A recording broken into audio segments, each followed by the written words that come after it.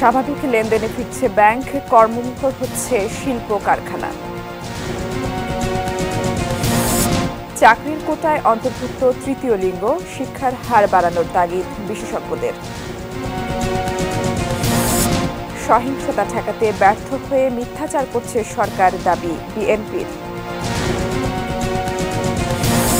তৃতীয়বারের মতো ভেনেজুয়েলার প্রেসিডেন্ট নির্বাচিত হয়েছে নিকোলাস মাদুরো।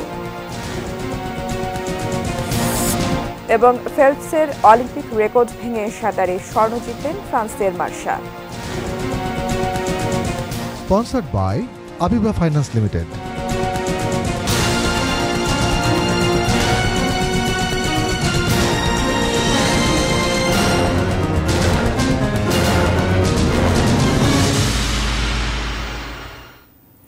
এটিএন নিউজ দেখছেন। দুপুর 12টার নিউজ আওয়ারে আমন্ত্রণ জানাচ্ছি। সঙ্গে আছি আমি ফারহিন টুম্পা। শুনছিলেন সংবাদ শিরোনাম। বিস্তারিত। স্বাভাবিক লেনদেনে ফিরেছে ব্যাংক। গত সপ্তাহের চেয়ে কিছুটা কমেছে গ্রাহকের চাপ, তবে টাকা জমার চেয়ে তোলার অঙ্কই বেশি ছিল। মাহাদি সেকেন্দারের রিপোর্ট। কারফিউ ও সাধারণ ছুটি টানা 5 দিন বন্ধ থাকার পর বুধবার থেকে লেনদেন শুরু হয় ব্যাংকসহ অন্যান্য আর্থিক প্রতিষ্ঠানে। প্রথম দিনে ব্যাংকে ছিল গ্রাহকদের ব্যাপক চাপ, টাকা তোলার দীর্ঘ লাইন। তবে এ সপ্তাহে অবস্থার পরিবর্তন। রোববার প্রথম কার্যদিবসে ব্যাংকে কমেছে গ্রাহকের চাপ। টাকা মিলছে এটিএম বুথে, সচল মোবাইল ব্যাংকিং, ইন্টারনেট চালু থাকায় অনলাইন সেবাও মিলছে ব্যাংকে। তবে ব্যাংকে গ্রাহকদের বেশিরভাগই আসেন টাকা তুলতে। কিছু কাজ আছে, কাজের জন্য টাকাটা ওঠানোর দরকার, এর জন্য আমার প্রয়োজন, আমি সেই জন্য টাকাটা তুলতে আসছি আর কি। জিনিসপত্র বাজারের যে দাম, বেতন ওটাই হাট বাজার করতে সরকারি ব্যাপার বন্ধ থাকতেই পারে, আবার চালু হয়েছে, আমরা আসছি টাকা নেওয়ার জন্য আসছি। আবার টাকা জমা দিতেও যান অনেকে। ব্যাংক বন্ধ থাকাতে আমরা লেনদেন করতে পারি না, আমাদের আসলে অনেক কষ্ট হয়েছে। এখন আমরা টাকা জমা দিতে আসছি। মিলেনিয়াম একটা স্কিম করেছিলাম, ওটা 20 বছর মেয়াদী, সেটা জমা দেওয়ার জন্য এসেছি। মঙ্গলবার পর্যন্ত ব্যাংকগুলোর লেনদেন চলবে সকাল 10টা থেকে বিকেল 3টা পর্যন্ত। Mahadi Sekendar, ATN news, Dhaka. Curfew শিথিলের সময় বৃদ্ধির সাথে সাথে ব্যস্ততা বেড়েছে রাজধানীর কর্মজীবী মানুষের। উত্তর এলাকা থেকে সার্বিক অবস্থা জানাতে যুক্ত হচ্ছেন সহকর্মী ওয়ালিউল সাকিব। সাকিব, আপনি এই মুহূর্তে উত্তরায় রয়েছেন, কি অবস্থা দেখছেন? কারফিউ তো শিথিল হয়েছে, আগের থেকে সময় বেড়েছে, মানুষের ব্যস্ততা কেমন দেখছেন?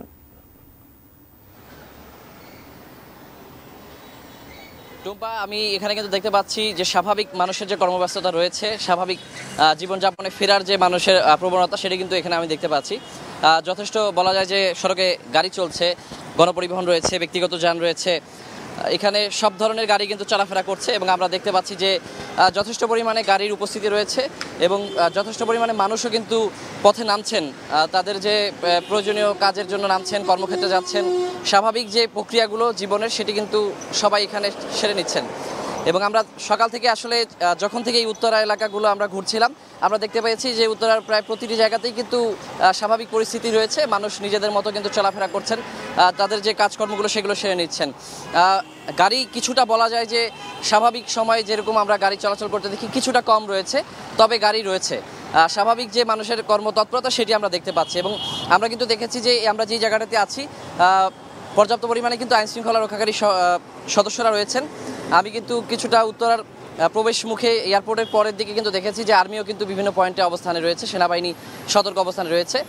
সব মিলিয়ে কিন্তু বলা যায় যে পরিস্থিতি স্বাভাবিক, মানুষের যে স্বাভাবিক কর্মপ্রক্রিয়া সেটি কিন্তু আমরা দেখতে পাচ্ছি এবং তেমন যানজট নেই, তবে গাড়ি কিছুটা কম হলেও কিন্তু উল্লেখযোগ্য সংখ্যায় আছে। মানুষের কিন্তু কোনো ধরনের পরিবহন সংকটও আমরা দেখতে পাচ্ছি না। সব মিলিয়ে কিন্তু বলা যায়, যেমন আমি সকালেও কিন্তু কারণবাজার এলাকার চিত্র বলছিলাম, সেখানে কিন্তু আমরা দেখেছি যে স্বাভাবিক পরিস্থিতি রয়েছে। তো আমি যে কটি এলাকায় ঘুরেছি আমি কিন্তু স্বাভাবিক অবস্থায় দেখেছি। যানবাহন কোথাও কোথাও কিছুটা বেশি, যানজট হচ্ছে কোথাও কোথাও, এবং কোথাও কোথাও দেখেছি যে কিছুটা গাড়ির সংখ্যা কম রয়েছে, তবে যে গাড়ির সংকট কিংবা পরিবহন সংকট এমনটা কিন্তু আমরা দেখতে পাচ্ছি না এবং মানুষ কিন্তু স্বাভাবিকভাবেই তাদের কাজকর্ম সেরে নিচ্ছেন এবং রাস্তায় নামছেন। তো এই ছিল টুম্পা আমার কাছে এখন পর্যন্ত উত্তরা থেকে সার্বিক পরিস্থিতি। সাকিব, আপনাকে ধন্যবাদ। দর্শক, রাজধানীর উত্তরা থেকে যুক্ত হয়েছিলেন সহকর্মী ওয়ালিউল সাকিব। কোটা সংস্কার আন্দোলনের কারণে দেশের চলমান পরিস্থিতিতে কারফিউ জারি থাকায় পর্যটক শূন্য হয়ে পড়েছে কক্সবাজার। পর্যটক না থাকায় গত 10 দিনে কয়েকশো কোটি টাকা ক্ষতির মুখে পর্যটন শিল্প। সৈকতের কলাতলি পয়েন্ট থেকে বিস্তারিত জানিয়েছেন কক্সবাজার প্রতিনিধি অর্পণ বড়ুয়া। কোটা সংস্কার আন্দোলনের কারণে দেশের চলমান পরিস্থিতিতে কারফিউ জারি থাকার কারণে বিশ্বের দীর্ঘতম সমুদ্র সৈকতের শহর কক্সবাজারের পর্যটন শিল্পে ধস নেমে এসেছে। এই মুহূর্তে আমরা রয়েছি কক্সবাজার সমুদ্র সৈকতের কলাতলি পয়েন্টে। এখানে দেখছি যে যতদূর চোখ যায় একেবারেই সমুদ্র ফাঁকা দেখা যাচ্ছে। এখানে তেমন কোনো পর্যটকের হাতে কোনো যে কয়েকজনকে দেখা যাচ্ছে তারা স্থানীয় বাসিন্দা বলে আমরা জানতে পেরেছি। কক্সবাজার হোটেল মোটেল মালিক সমিতির কর্মকর্তারা জানিয়েছেন যে 19 জুলাইয়ের পর থেকে যেহেতু কক্সবাজার থেকে ঢাকা বা ঢাকা থেকে কক্সবাজারের যান চলাচল, দূরপাল্লার যান চলাচল বন্ধ হয়ে গিয়েছে কোটা সংস্কার আন্দোলনের কারণে। এরপর থেকে আসলে কক্সবাজারের পর্যটক আসছে না, বা যারা এখানে আটকে ছিলেন তাদেরকেও জেলা প্রশাসনের তত্ত্বাবধানে কক্সবাজার থেকে পাঠিয়ে দেওয়া হয়েছে তাদের নিজেদের গন্তব্যস্থলে। এই কারণে কক্সবাজারে 5 শতাধিক হোটেল মোটেল যে সকল গেস্ট হাউস রয়েছে সেখানে একেবারেই হোটেল রুম ফাঁকা বলে তারা আমাদেরকে জানিয়েছেন। পাশাপাশি যে 4 শতাধিক রেস্টুরেন্ট খাবার হোটেল রয়েছে সেখানেও আসলে এখানে বেচা বিক্রি বন্ধ। পাশাপাশি ঝিনুক মার্কেট বা আশেপাশের যে সকল বার্মিজ মার্কেটগুলো রয়েছে সেখানেও আসলে তারা অলস সময় পার করছেন। সব মিলিয়ে হোটেল মালিক সমিতির নেতৃবৃন্দ আমাদেরকে জানিয়েছেন এই 8-10 দিনে প্রায় 400 থেকে 500 কোটি টাকার মতো ক্ষতির সম্মুখীন হয়েছেন বলে তারা আমাদেরকে জানিয়েছেন। যেহেতু কোনো পর্যটক এখানে নাই, এখানে যারা পর্যটন খাতের ব্যবসার সাথে সম্পৃক্ত, যারা ছবি তোলেন বা যারা ঘোড়ায় চড়িয়ে বিনোদন দেন পর্যটকদেরকে, তারাও এখন বেকার হয়ে পড়েছে বলে তারা আমাদেরকে জানিয়েছেন। কক্সবাজারের সমুদ্র সৈকতের কলাতলি পয়েন্ট থেকে এটুকুই ছিল এখানকার সবশেষ পরিস্থিতি। এদিকে চলমান অস্থিতিশীল পরিস্থিতির কারণে বান্দরবানে পর্যটক ভ্রমণের সংখ্যা শূন্যতে নেমে এসেছে। বন্ধ হয়ে গেছে অনেক হোটেল রিসোর্ট। বান্দরবান থেকে জানিয়েছেন প্রতিনিধি মিনারুল হক। দর্শক, আমি যে জায়গাটিতে দাঁড়িয়ে আছি এটি বান্দরবান শহরের উপকণ্ঠ কালাঘাটা এলাকায়। আমার ঠিক পিছনেই খরস্রোতা সাঙ্গু নদী এবং তার পিছনেই চিম্বুক পাহাড়, এবং এই চিম্বুক পাহাড়ের পাদদেশেই কিন্তু ছোট্ট এই বান্দরবান শহরটি, যাকে বান্দরবান শহরটাকে মূলত বাংলার দার্জিলিং বলা হয়। যে সাম্প্রতিক যে কারফিউর কারণে যেই পর্যটক যে 70টি পর্যটন কেন্দ্র খোলা রয়েছে, এই পর্যটন কেন্দ্রগুলোতে যে পর্যটকরা আসতো সেটিও কিন্তু সাম্প্রতিক সময়ে এই কারফিউ বা এই যে দেশের অস্থিতিশীল পরিস্থিতির কারণে সেটিও এখন বন্ধ হয়ে গেছে। মূলত এই চতুর্মুখী সমস্যার কারণে বড় একটি লোকসানের মুখে পড়েছে এখানকার যে পর্যটন শিল্প। সংশ্লিষ্ট ব্যবসায়ীরা আমাদেরকে যেটি বলছেন যে এইভাবে চলতে থাকলে কিন্তু যে হোটেল মোটেল যে রেস্টুরেন্টগুলো রয়েছে সেগুলো তারা বন্ধ করে দিতে অনেকটা বাধ্য হবে। তারা সরকারের কাছে দাবি জানিয়েছে যে তাদের এই সময়টিতে তাদের জন্য প্রণোদনা দেওয়া হয়, যাতে সহযোগিতা সরকার থেকে সহযোগিতা করা হয়। আরেকটি বিষয় আমি জানিয়ে রাখি যে বান্দরবানের মূলত যে পর্যটন কেন্দ্রগুলো রয়েছে অধিকাংশ এলাকায় কিন্তু সন্ত্রাসী তৎপরতার কারণে পর্যটকদের ভ্রমণে অলিখিত নিষেধাজ্ঞা রয়েছে প্রশাসনের থেকে। কিন্তু আরও 70টি পর্যটন কেন্দ্র খোলা রয়েছে যেখানে পর্যটকরা নির্বিঘ্নে যেতে পারবেন, সেটিও প্রশাসন থেকে বলা হয়েছে। তবে যে পর্যটকরা এবং সংশ্লিষ্ট ব্যবসায়ীরা তারা বারবার যেটি বলছেন যে বান্দরবানের যে আগে একটি যে পরিস্থিতি ছিল পর্যটকদের ঘুরে বেড়ানোর প্রাকৃতিক যে সৌন্দর্যমণ্ডিত বান্দরবানে, সেটি এখন অনেকটাই কমে গিয়েছে। বান্দরবান থেকে এটি ছিল আমার কাছে সর্বশেষ তথ্য। প্রথমবারের মতো সরকারি চাকরির কোটায় অন্তর্ভুক্ত করা হয়েছে তৃতীয় লিঙ্গের মানুষ। বিচ্ছিন্ন এই জনগোষ্ঠীকে মূল স্রোতে আনার এমন উদ্যোগে আনন্দিত তারা। তবে কোটা সুবিধা নিশ্চিত করতে তৃতীয় লিঙ্গের মানুষের শিক্ষার হার বাড়ানোর তাগিদ বিশেষজ্ঞদের। বিস্তারিত ওয়ালিউল সাকিবের রিপোর্টে। উচ্চশিক্ষার স্বপ্ন ছিল লিমার, তবে সমাজের চাপে পরিবার থেকে আলাদা হওয়ার পর আর পেরোতে পারেননি স্কুলের গণ্ডি। এনজিও কর্মী জোনাকি লিমার মতো থমকে না গিয়ে সমাজের সঙ্গে লড়াই করে হয়েছেন উচ্চশিক্ষিত। তবে চাকরির লড়াইয়ে ঠিকই হার মানতে হয়েছে তাকে। গেল বুধবার প্রথমবারের মতো সরকারি চাকরির কোটায় অন্তর্ভুক্ত করা হলো তৃতীয় লিঙ্গের মানুষ। লিমা কিংবা জোনাকির সরকারি চাকরির আর সুযোগ না থাকলেও সরকারি এই সিদ্ধান্তে ভীষণ আনন্দিত তারা। হয়তোবা আমরা সুযোগ পাই নাই, আমাদের হয়তোবা সার্টিফিকেটের বয়স শেষ হয়ে গেছে, কিন্তু যারা এখন পড়াশোনা করতেছে আমাদের পরবর্তী প্রজন্ম, তাদেরকে তাদের এই দেশের উন্নয়নের কাজ করার জন্য সুযোগ সৃষ্টি হবে। আমরা সকাল হলেই চিন্তা করা লাগে কার দুয়ারে যে হাত পাতবো, কার ঘরে যে হাত পাতবো। আমরা হচ্ছে একটা মানে সমাজের মতো 5টা মানুষের মতো বেঁচে থাকতে চাই। মানুষের ঘৃণা, অপবাদ, লাঞ্ছনা এগুলো আমাদের সহ্য হয় না। যখন এটা অন্তর্ভুক্ত হয়েছে কোটা, তখন আমার বিশ্বাস আছে যে আমরা এত দূর আসতে পারছি, এই পর্যন্ত আসছি, কিন্তু আমাদের সামনে ভবিষ্যৎটা ভালোই হবে, খারাপ হবে না যদি আমাদেরকে সবাই সহযোগিতা করে। বাংলাদেশ পরিসংখ্যান ব্যুরোর তথ্য অনুযায়ী দেশের জনগোষ্ঠীতে হিজড়া ৮,১২৪ জন, এর মধ্যে 53.65% সাক্ষরতার হার থাকলেও স্কুলের গণ্ডি পেরোতে পারেন না বেশিরভাগই। বাংলাদেশ সরকারকে অনেক ধন্যবাদ জানাই, আমার জনগোষ্ঠীর পক্ষ থেকে কৃতজ্ঞতা জানাই। আমাদের দেখা যায় পাসপোর্টে আদার্স দেওয়া, তারপরে আমাদের এনআইডি কার্ডে হিজড়া দেওয়া, সরকারি ডকুমেন্টেশনে বিভিন্ন জায়গায় বিভিন্ন নামে আছে এই জিনিসটা। এই নামগুলোকে কিভাবে একটা জায়গায় নিয়ে আসা যায় এবং একটা বৃহৎ জনগোষ্ঠী যেন এখানে অন্তর্ভুক্ত হওয়া যায়, আমি মনে করি এটা নিয়ে সরকারের পলিসি মেকিং পর্যায়ে আরও অনেক কাজ করতে হবে। কোটা বাস্তবায়নের আগে প্রয়োজন তৃতীয় লিঙ্গের মানুষকে শিক্ষার মূলস্রোতে আনা, সামাজিকভাবে মনোভাব পরিবর্তনের তাগিদও দেন ঢাকা বিশ্ববিদ্যালয়ের এই শিক্ষক। একজন হিজড়া উনি কিন্তু এখন ভাববেন যে তার জন্য স্টেটের সর্বোচ্চ পর্যায়ে জব করার এক ধরনের স্পেশাল প্রভিশন আছে। তার মানে কি তার সামনে একটা স্বপ্ন তৈরি হলো। এইটার সুবিধা নিতে হলে নিচের ধাপগুলো তৈরি করতে হবে, যেটা শুরু করতে হবে একেবারে আমি বলবো প্রাইমারি এডুকেশন থেকে শুরু করে টারশিয়ারি এডুকেশন পর্যন্ত।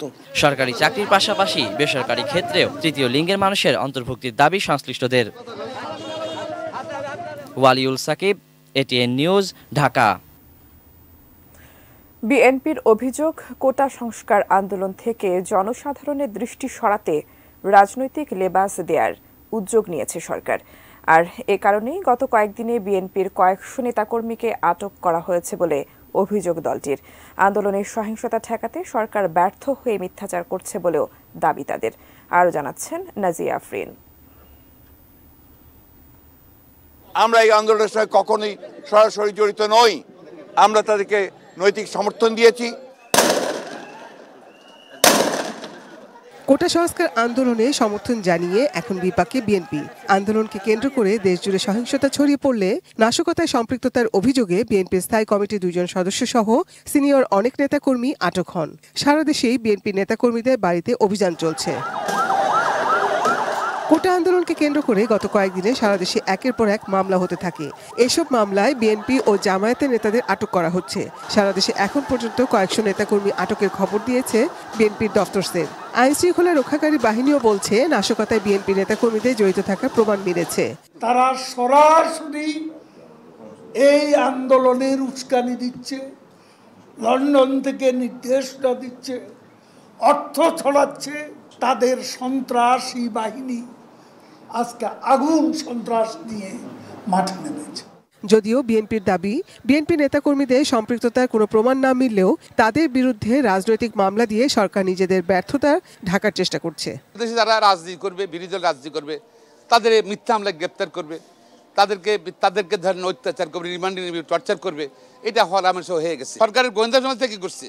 এইসব ঘটনা ঘটবে, তারা আগে থেকে প্রিকশন নেয় না কেন? তারা আগে থেকে এইসব জায়গার মধ্যে তারা করে না কেন?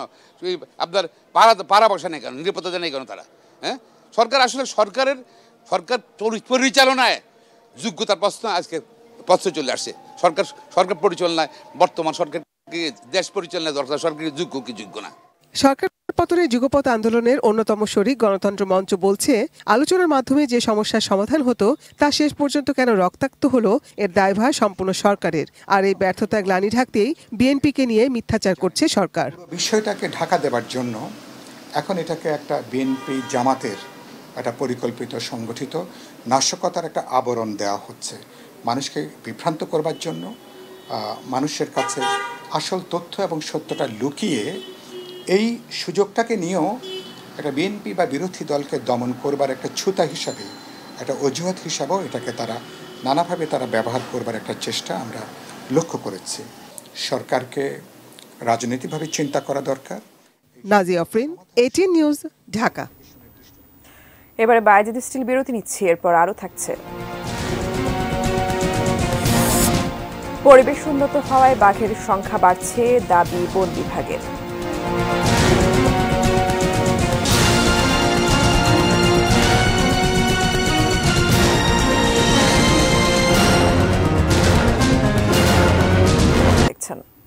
পরিবহন ব্যবস্থা স্বাভাবিক হওয়ায় খাতুনগঞ্জে ভোগ্যপণ্যের দাম ধীরে ধীরে কমছে।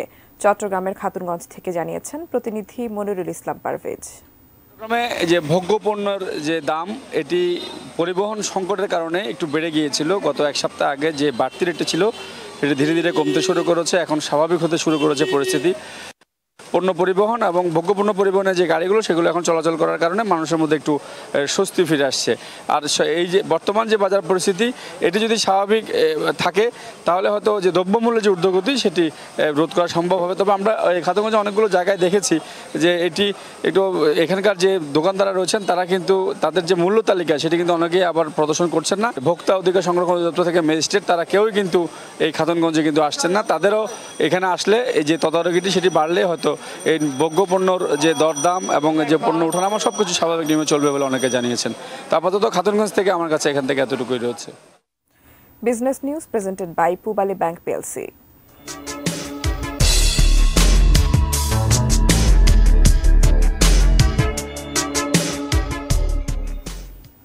আবার কর্মমুখর হয়ে উঠেছে ময়মনসিংহ অঞ্চলের শিল্প কারখানাগুলো। কয়েকদিনের অনাকাঙ্ক্ষিত বন্ধের ক্ষতি পুষিয়ে নিতে অতিরিক্ত সময়েও কাজ করছেন শ্রমিকরা। দ্রুতই উৎপাদন ও রপ্তানির ছন্দে ফিরতে চান শিল্প মালিকরা।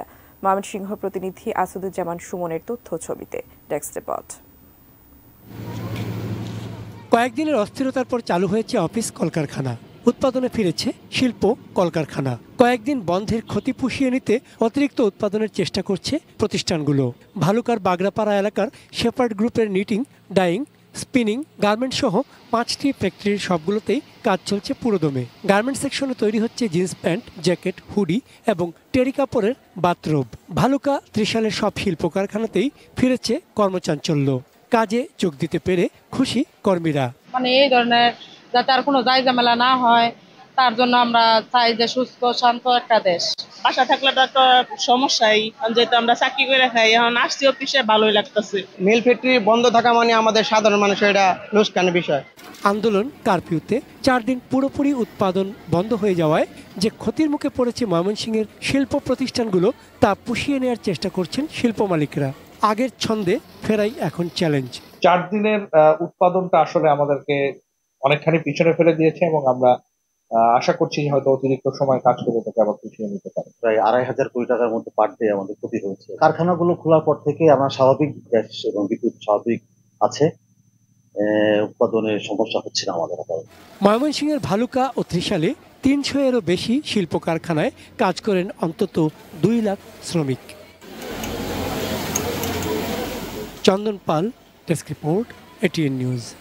বিশ্ব বাঘ দিবস আজ। বাঘের সংখ্যা বৃদ্ধি, সুন্দরবনের সমৃদ্ধি, এই প্রতিপাদ্য নিয়ে বাংলাদেশে পালিত হচ্ছে দিবসটি। বন বিভাগের দাবি, সুন্দরবনের পরিবেশ উন্নত হওয়ায় বাঘের সংখ্যা বাড়ছে। তবে গত কয়েক বছরের গণনায় সুন্দরবনে বাঘের সংখ্যা আশঙ্কাজনক হারে কমে যাওয়ায় উদ্বিগ্ন বন্যপ্রাণী বিশেষজ্ঞরা। খুলনা প্রতিনিধি মোহাম্মদ অসীমের তথ্য ছবিতে ডেস্ক রিপোর্ট।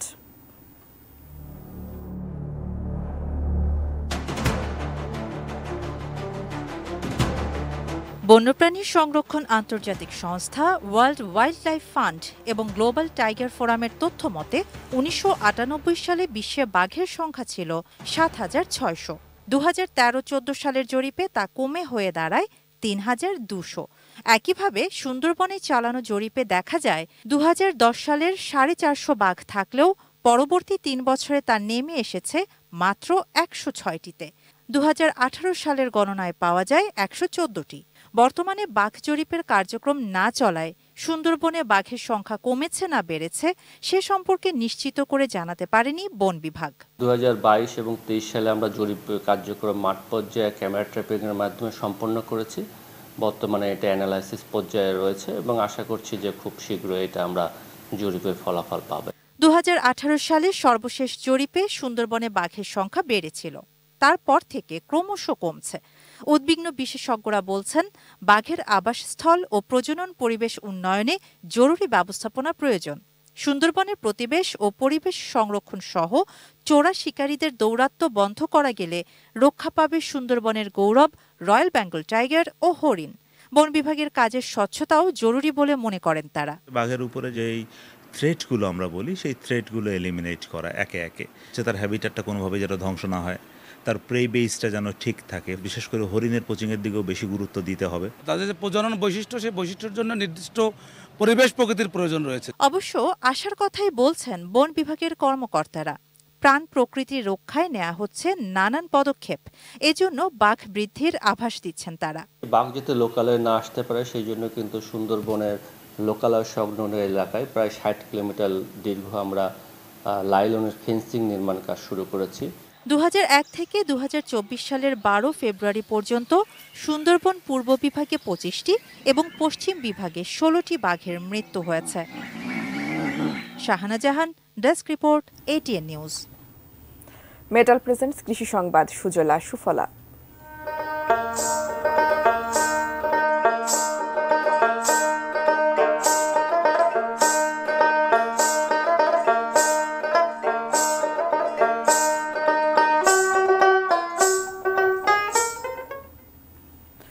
পাহাড়ের লটকন চাষ এখন লাখ টাকার স্বপ্ন দেখাচ্ছে কৃষকদের। খাগড়াছড়ির মিশ্র ফল বাগানীরা তাই বাণিজ্যিকভাবে শুরু করছেন এই সুস্বাদু ফলটির চাষ। কম পরিশ্রম আর কম পুঁজিতে বেশি লাভের সুযোগ থাকায় বেকার যুবকরাও ঝুঁকছেন লটকন চাষে। খাগড়াছড়ি প্রতিনিধি আবু দাউদের পাঠানো তথ্য, ছবিতে ডেস্ক রিপোর্ট। এক সময়ের জঙ্গি ফল লটকন। পাহাড়ের ঢালু বনে জঙ্গলে জন্ম নেয়া এ ফল কারো কাছেই তেমন কদর পায়নি। সময়ের ব্যবধানে পাহাড়ের বিভিন্ন জনপদে দিনের পর দিন চাহিদা বাড়ছে টক মিষ্টি এই ফলটির। বাণিজ্যিকভাবে চাষে বেড়েছে সম্ভাবনা। খাগড়াছড়ি জেলার অনেক কৃষি উদ্যোক্তাই লটকনের বাগান গড়ে তুলেছেন। সময়ের সঙ্গে পাল্লা দিয়ে পাহাড়ি বাজার ছাড়িয়ে সমতলের বিভিন্ন জেলায় লটকনের ব্যাপক চাহিদা তৈরি হয়েছে। লটকন চাষ করে সাফল্য এসেছে অনেক কৃষকের। 150 লটকন গাছে আমি নিজেই এবছর 3000 কেজি লটকন বিক্রি করেছি। 200 গাছের মধ্যে 50 মন পাওয়া গিয়েছে। আশা করি সামনে বছর আরো অধিক ফলন পাবো। জুন মাসের মাঝামাঝি পাকতে শুরু করে লটকন। একই সময়ে বাজারেও আসতে শুরু করে। কম পরিশ্রম, কম পুঁজিতে বেশি লাভের সুযোগ থাকায় বেকার যুবকরাও বেশি ঝুঁকছেন লটকন চাষে। চাকরির পেছনে না ছুটে এখন দেখি লটকনের পর্যাপ্ত ফলন পাচ্ছি, এমনকি বাজারে আশানুরূপ দাম পাচ্ছি। বিগত 3-4 বছরে যে 350 মতো লটকন গাছ রোপণ করেছিলাম, এবছর ওখান থেকে 2 থেকে 250 গাছে ফলন আসছে। বেশি পরিমাণে গাছপালা ও ছায়া থাকায় পাহাড়ি এলাকার মাটি লটকন চাষের জন্য খুবই উপযোগী, জানালেন কৃষিবিদরা। পাহাড়ের মাটি অ্যাসিডিক হয়, লটকনের যথেষ্ট মিষ্টতা আছে। আগামীতে খাগড়াছড়ি থেকে দেশের অন্যান্য স্থানে এটা চলে যাবে এবং এটার চাহিদা দিন দিন বাড়ছে। এবছর খাগড়াছড়ি জেলায় 145 হেক্টর জমিতে লটকনের চাষ হয়েছে, যা থেকে উৎপাদন হবে 2019 মেট্রিক টন লটকন। Tunazina Tunu, desk report, ATN news.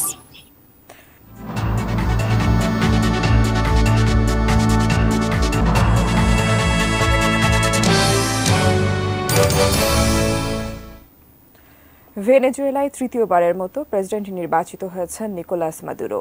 দেশটির জাতীয় নির্বাচনী পরিষদ CNEর হিসেব অনুযায়ী 51.2% ভোট পেয়ে প্রধান প্রতিপক্ষ এডমান্ডো গঞ্জালেসকে পরাজিত করেন তিনি। CNEর প্রধান এলভিস আমোরোসো মাদুরোর ঘনিষ্ঠ হিসেবে পরিচিত। তিনি বলেন 80% ভোট গণনা করা হয়েছে। মাদুরোর প্রতিদ্বন্দ্বী বিরোধী জোটের প্রার্থী এডমান্ডো গঞ্জালেস পেয়েছেন 44.02% ভোট।